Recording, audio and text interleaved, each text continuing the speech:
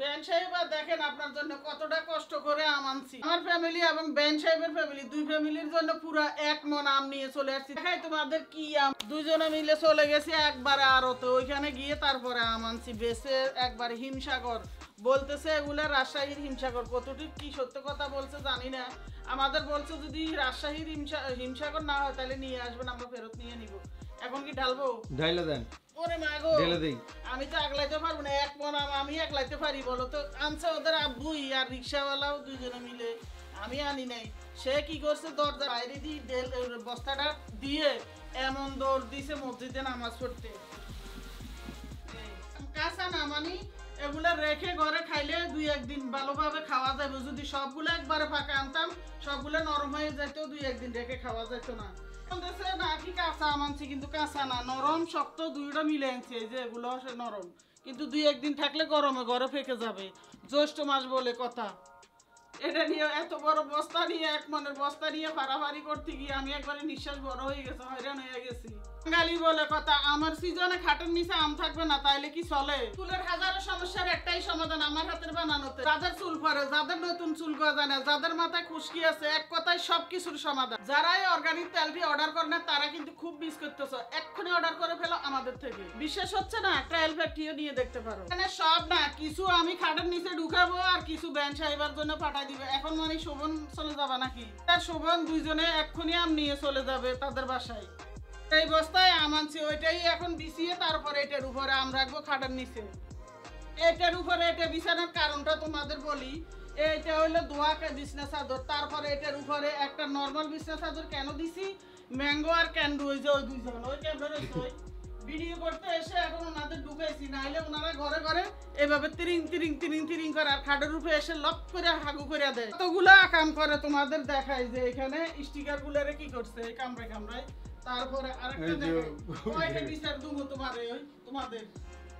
আর আমার গলার চেন আছে না, গলার চেনটার আংটা আছে, যে আংটাটারে কামড়ায় আংটাটা কোন জায়গায় ফেলাই দিছি। এখন আমার 10,000 টাকা লাগবে ওইটা আনতে। অগের লাগে গোল্ডের চেনও আমি ত্যাগ করে দিছি, এখন আরেকটা দিছি, এটা ধরতে পারে না, এটার আংটারে মাঝে মাঝে কামড়ানোর চেষ্টা করে। হয় যেন আজকে নিজের গাছে থেকে আম পারছি, কিন্তু ঢাকার শহরে কোথায় পাবো আম গাছ? আহারে, সেই দৃশ্যগুলো মনে আসছে। আজকে ছোট সময় গাছে উঠে কি পরিমাণ আম পারতাম, আর এভাবে হাজি ভরে ভরে খাটের নিচে রাখতাম, আর ওইখান থেকে চুরি করে নিয়ে নিয়ে খাইতাম, আর আম্মা লাঠি লই দৌড়াইতো নিয়ে যায় হাজিত করে। এটা আমার শখের একটা ফলের জুড়ি। এগুলো এখন খাটের নিচে রেখে দিব, পরে পাকলে খাওয়ার জন্য। আর পাকাগুলো রেখে দিব বাইরে খাওয়ার জন্য। কি করব, এখান থেকে পাকাগুলো আবার বেনদের জন্য পাঠাবো, আমরাও কিছু রাখবো। আর কাঁচাগুলো রেখে দিব, তাদের জন্য কিছু দিব, আমরাও কিছু খাবো। সবগুলো সামনের রুম থেকে এখন এখানে আনছি, এখানে এখন অর্ধেকটা হলো বেনের জন্য পাঠাবো। বস্তা টস্তা নিয়ে রেডি করছি, রেডি করে দিছি। শোভন আর লামিসা এখন ফাইনালি বেনের জন্য আম নিয়ে চলে যাচ্ছে। চলো চলো চলো চলো। গুলডু ইয়া চিল্লায়, সরি ম্যাঙ্গো ক্যান্ডি চিল্লায়। এদের তো আছে ছিলেন, তোমরা আচ্ছা বাই বাই। হ্যাঁ ঠিক আছে, আল্লাহ হাফেজ। আল্লাহ হাফেজ।